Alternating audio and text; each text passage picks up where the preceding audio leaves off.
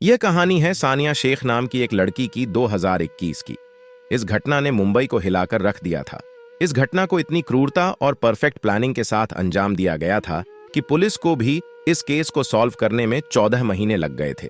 तो आखिर इस केस की पूरी कहानी क्या है, सानिया शेख के साथ क्या कुछ हुआ था और पुलिस ने इस केस को कैसे सॉल्व किया, चलिए जानते हैं सब कुछ सिलसिलेवार तरीके से। इस वीडियो में सबसे चौंकाने वाली बात इस घटना के पीछे का मोटिव था। वह कैसे, जानने के लिए वीडियो में अंत तक बने रहे। लेकिन आगे बढ़ने से पहले जल्दी से मामले की तह चैनल को सब्सक्राइब कर लें दोस्तों। इस कहानी की शुरुआत होती है 26 जुलाई 2021 से 26 जुलाई को, जब कुछ लोग मुंबई के वसई के भुई गांव बीच से गुजर रहे थे। तब उनकी नजर एक बड़े से सूटकेस पर पड़ती है। तत्काल ही सूटकेस की जानकारी वसई पुलिस स्टेशन में दी जाती है। तुरंत मौके पर पहुंचकर पुलिस सूटकेस को बरामद करती है। सूटकेस के अंदर से पुलिस वालों को एक महिला की हेडलेस बॉडी मिलती है। डेड बॉडी काफी हद तक डिकम्पोज्ड भी हो चुकी थी। चूंकि लाश का सर गायब था, इसलिए पुलिस वाले शव की पहचान नहीं कर पाते हैं। डेड बॉडी के पास कोई दूसरे ऐसे सबूत भी नहीं मिलते हैं जिससे कि बॉडी की पहचान हो सके। फिर भी पुलिस वाले हेडले बॉडी की तस्वीर लेकर आसपास के सभी थानों में भेज देते हैं, लेकिन कहीं से भी पुलिस वालों को कोई क्लू नहीं मिलता है। पहचान न होने के कारण पोस्टमार्टम के बाद पुलिस द्वारा ही शव का अंतिम संस्कार करवा दिया जाता है। हालांकि भविष्य में जांच के उद्देश्य से लाश के डीएनए सैंपल सुरक्षित रख लिए जाते हैं। वसई पुलिस कहीं से भी इस मामले में डील बरतने के लिए तैयार नहीं थी, इसलिए तत्काल ही इस केस की जांच के लिए 4 अलग अलग टीमें बनाई जाती हैं। मुंबई के अलग अलग इलाकों में लगभग 200 बड़े बड़े पोस्टर लगाए जाते हैं, जिसमें सूटकेस से मिली लड़की से जुड़ी सारी जानकारियां पब्लिश की जाती हैं, ताकि किसी भी तरीके से इसकी पहचान हो सके और फिर इस लड़की के कातिल तक पहुंचा जा सके। मगर कहीं से कोई कामयाबी नहीं मिलती है। इस कोशिश में साल भर से ज्यादा का समय बीत जाता है और पुलिस वालों के हाथ खाली रहते हैं। लेकिन कहते हैं ना कि अगर आप ईमानदारी से कोई कोशिश करते हैं तो कामयाबी एक दिन जरूर मिल ही जाएगी। ऐसा ही कुछ वसई पुलिस के साथ भी होता है। सूटकेस मिले 13 महीने से अधिक का समय हो चुका था। 29 अगस्त 2022 को मुंबई के मुम्रा पुलिस स्टेशन में कर्नाटक के बेलगांव से जावेद अली नाम के एक व्यक्ति आते हैं और वह थाने में शिकायत करते हैं कि उनकी भतीजी सानिया शेख पिछले लगभग 1 साल से गायब है। जावेद अली के बयान के मुताबिक सानिया के जन्म के 9 साल के भीतर ही उसके माता पिता का देहांत हो गया था। यह बहुत कम उम्र में अनाथ हो गई थी, इसलिए सानिया को उसके चाचा जावेद अली ने ही अपनी बेटी की तरह पाला था और फिर उसकी शादी बड़े ही धूमधाम से 2017 में नाला सुपारा इलाके के रश्मि रीजेंसी अपार्टमेंट में रहने वाले आसिफ शेख नाम के एक व्यक्ति से की थी। जावेद अली के मुताबिक शादी के बाद दोनों पति पत्नी पूरे परिवार के साथ 2 BHK अपार्टमेंट में एक साथ रहते थे। इस परिवार में सानिया और आसिफ के अलावा आसिफ के माता पिता और एक भाई भी रहते थे। पुलिस वालों को सानिया के अंकल जानकारी देते हैं कि उन्होंने आखिरी बार सानिया से 8 जुलाई 2021 को बात की थी। उस दिन सानिया की दादी का देहांत हुआ था। जावेद अली के मुताबिक उसके बाद उन्होंने कई बार सानिया से बात करने की कोशिश की, मगर आसिफ ने कभी भी सानिया से बात नहीं कराई। एक समय बाद आसिफ ने फोन उठाना भी बंद कर दिया। जावेद अली जानकारी देते हैं कि यह लोग आसिफ की मां के मोबाइल पर भी कॉल करके बेटी से बात करने का प्रयास करते हैं, मगर वह सफल नहीं हो पाते हैं। सानिया मूल रूप से कर्नाटक के बेलगांव की रहने वाली थी। 2021 में कोरोना के प्रकोप की वजह से देश भर में जबरदस्त लॉकडाउन चल रहा था, इसलिए जब सानिया से बात नहीं होती है तो सानिया के परिवार वाले चिंतित होते हैं और वह मुंबई आकर सानिया से मिलने का प्लान बनाते हैं। मगर लॉकडाउन की वजह से वह कर्नाटक से मुंबई तक नहीं आ पाते हैं और इस तरह लगभग 1 साल से अधिक का समय बीत जाता है। 1 साल बाद जब सानिया के रिश्तेदार 2022 में मुंबई आकर आसिफ के नाला सुपारा वाले घर पर जाते हैं, तो उन्हें जानकारी मिलती है कि आसिफ के परिवार वालों ने अपना वह घर 2021 के अक्टूबर महीने में किसी और को बेच दिया था और वह लोग वहां से कहीं और शिफ्ट हो गए हैं। कुछ पड़ोसी से सानिया के रिश्तेदार को जानकारी मिलती है कि घर बेचने के बाद आसिफ के परिवार वालों ने उन्हें बताया था कि वह लोग अब किसी दूसरे अपार्टमेंट में रहने जा रहे हैं। इस जानकारी के आधार पर जब सानिया के रिश्तेदार उस दूसरे पते पर जाते हैं तो जानकारी मिलती है कि वहां भी कोई नहीं रह रहा है। फिर यह लोग आसिफ से कांटेक्ट करने की कोशिश करते हैं, मगर आसिफ उनसे बात नहीं करता है। फिर किसी तरह सानिया के अंकल आसिफ की मां से कांटेक्ट करने में कामयाब हो जाते हैं और इतना पता लगा लेते हैं कि यह लोग मुमारा के किसी अपार्टमेंट में रह रहे हैं। जानकारी के आधार पर यह लोग जब मुमारा वाले एड्रेस पर जाते हैं तो वहां उन्हें आसिफ के माता पिता घर में आने से रोक देते हैं। यहां उन्हें सानिया और आसिफ की 3 साल की बेटी अमायरा जरूर दिखाई देती है, मगर सानिया कहीं नजर नहीं आती हैं। सानिया के बारे में पूछने पर आसिफ और उसका परिवार बताता है कि सानिया लगभग 1 साल पहले ही अपने किसी बॉयफ्रेंड के साथ भाग गई थी। सबूत के तौर पर आसिफ सानिया के रिश्तेदारों को एक हाथों से लिखी चिट्ठी दिखाता है।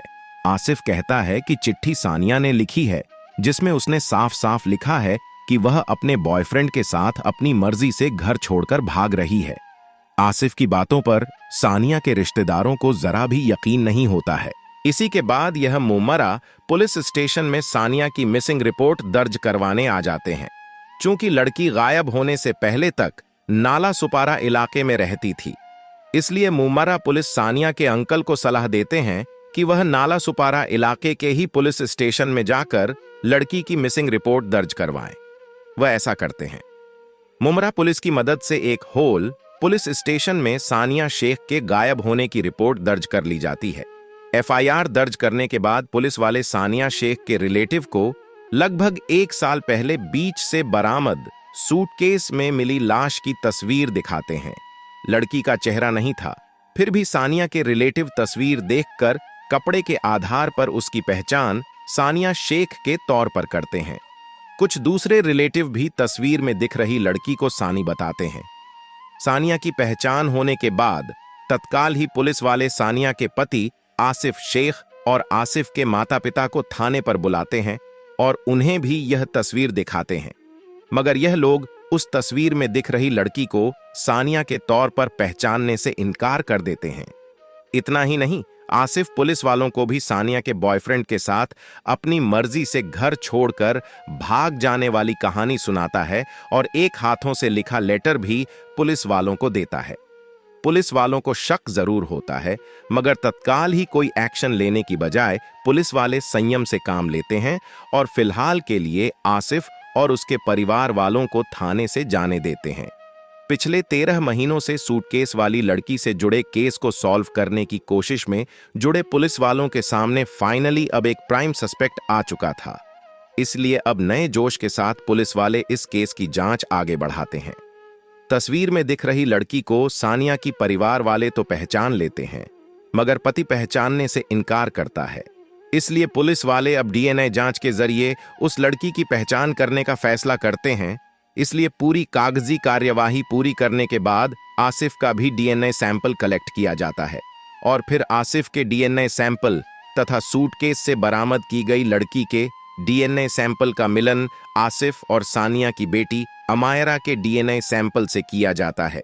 जब इस जांच की रिपोर्ट आती है तो हर कोई शॉक्ड रह जाता है। आसिफ और सानिया का डीएनए उसकी बेटी अमायरा से मैच करता है, यानी अब इतना साफ हो जाता है कि सूटकेस से बरामद लड़की कोई और नहीं बल्कि सानिया शेख ही थी। इस तरह आसिफ और उसके परिवार वालों का पहला झूठ बेनकाब हो जाता है। डीएनए रिपोर्ट आने के तुरंत बाद ही पुलिस वाले आसिफ को गिरफ्तार कर लेते हैं और अब उससे पूछताछ का सिलसिला शुरू होता है। पहले तो आसिफ किसी भी तरीके से सानिया की हत्या में शामिल होने से इनकार करता रहता है और सानिया के बॉयफ्रेंड के साथ जाने वाली कहानी पर ही टिका रहता है। मगर जब कथित तौर पर सानिया द्वारा लिखी गए लेटर की हैंडराइटिंग एनालिसिस की रिपोर्ट आती है तो आसिफ का दूसरा झूठ भी पकड़ा जाता है। हैंडराइटिंग एनालिसिस से खुलासा होता है कि लेटर में जो भी बातें लिखी गई हैं, इसकी लिखावट सानिया से नहीं बल्कि आसिफ की हैंडराइटिंग से मैच कर रही है, यानी वह बॉयफ्रेंड वाली कहानी आसिफ की ही घड़ी हुई है और उसी ने यह फर्जी लेटर लिखकर लोगों को गुमराह करने का काम किया था।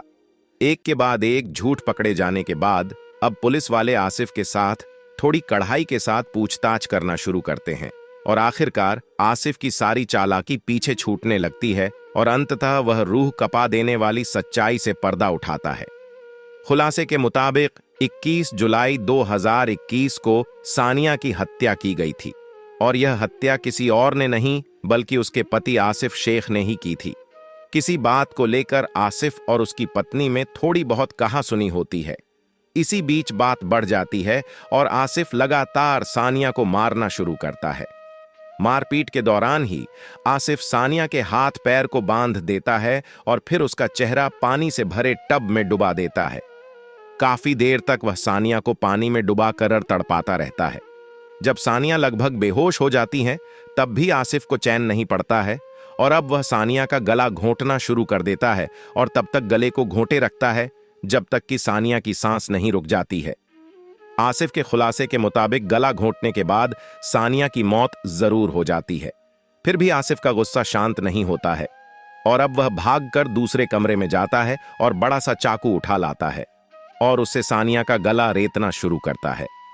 हालांकि गला रेत के दौरान ही आसिफ बेहोश हो जाता है। आसिफ के बेहोश होने के बाद कथित तौर पर आसिफ के पिता अब कमरे में दाखिल होते हैं और वह गला रेत कर सर को धड़ से अलग कर देते हैं। इधर तब तक आसिफ एक बार फिर से होश में आ जाता है और अब वह तुरंत ही दूसरे कमरे से एक ट्रिमर ले आता है और सानिया के लंबे बाल को शेव करना शुरू कर देता है ताकि उसकी पहचान करना किसी के लिए भी मुमकिन ना हो। आसिफ कितनी परफेक्ट प्लानिंग के साथ इस हैवानियत को अंजाम दे रहा था, इसका अंदाजा आप इस बात से लगा सकते हैं कि सानिया के ऊपरी होंठ पर एक तिल था। आसिफ को लगता है कि अगर कहीं सानिया का हेड पुलिस वालों को मिला तो उसकी पहचान हो सकती है, इसलिए पहचान मिटाने की नीयत से अब एक चाकू के सहारे आसिफ उस तिल को भी सानिया के होंठ से काटकर हटा देता है। अब तक सानिया की हत्या हो चुकी थी और अब बारी थी सानिया के लाश को ठिकाने लगाने की। सबसे पहले आसिफ सानिया के सर को एक बेडशीट में लपेट है और एक बड़े से पॉलीथिन बैग में रख लेता है। फिर यह अपने भाई यासीन के साथ उस सर को लेकर घर से बाहर निकल जाता है। यासीन बाइक चलाता है और आसिफ अपनी पत्नी के सर को लेकर बाइक के पीछे बैठता है। फिर यह दोनों बाइक चलाते हुए मुंबई अहमदाबाद हाईवे पर आ जाते हैं और एक सुनसान इलाके में आकर झाड़ियों के बीच सर को फेंक कर वापस अपने फ्लैट पर आ जाते हैं। अब बारी थी पूरे शरीर को ठिकाने लगाने की। शरीर को बाइक पर ले जाना पॉसिबल नहीं था, इसलिए अब आसिफ मदद लेता है। अपने जीजा यूसुफ की यूसुफ पेशे से एक कैब ड्राइवर था जो मुमारा में रहता था। आसिफ यूसुफ को कॉल करता है और तुरंत कार लेकर आने के लिए कहता है। इधर आसिफ अपने भाई और पिता के साथ मिलकर अपनी पत्नी सानिया के शरीर को एक बड़े से ट्रॉली बैग में बंद कर देता है। फिर थोड़ी देर बाद जब यूसुफ कार लेकर आता है तो यह लोग बैग को लेकर कार में बैठ जाते हैं और इसे भुईगांव बीच पर लाकर फेंक देते हैं। 5 दिन तक बैग यूं ही पड़ा रहता है। फिर जब परिंदे और जानवर इस पर मंडराने लगते हैं तब लोगों की नजर इस पर पड़ती है और फिर पुलिस को जानकारी दी जाती है। आसिफ द्वारा किए गए खुलासे के मुताबिक वह ट्रॉली बैग को सुनसान इलाके में फेंक कर आने के बाद वापस घर आता है और घर के अंदर अच्छे से खून की सफाई करता है। अपने खून से सने कपड़ों को भी बड़े आराम से गायब कर देता है। 21 जुलाई 2021 को भारत में बकरीद का त्योहार भी मनाया जा रहा था। इस रूह कपा देने वाली हत्या को अंजाम देने के बाद बड़े आराम से आसिफ अपने परिवार वालों के साथ बकरी का त्योहार भी मनाता है और दूसरे रिलेटिव्स के यहां भी घूमने जाता है। ये लोग इतने कूल बने रहते हैं जैसे कुछ हुआ ही ना हो। आपके जहन में एक सवाल आ रहा होगा कि इस घटना के समय आसिफ और सानिया की बेटी कहां थी? तो खुलासे के मुताबिक चूंकि यह एक प्री प्लान केस था, इसीलिए पहले ही आसिफ ने अपनी बेटी को त्योहार मनाने के नाम पर यूसुफ की पत्नी के यहां यानी आसिफ ने अपनी बेटी को अपनी बहन के यहां भेज दिया था। इस डिटेल कबूल नामे से पहले आसिफ ने हत्या की बात जरूर कबूल की थी, मगर तब उसने कहा था कि उसने सानिया की हत्या से लेकर उसके बॉडी को ठिकाने लगाने तक सब कुछ अकेले किया था।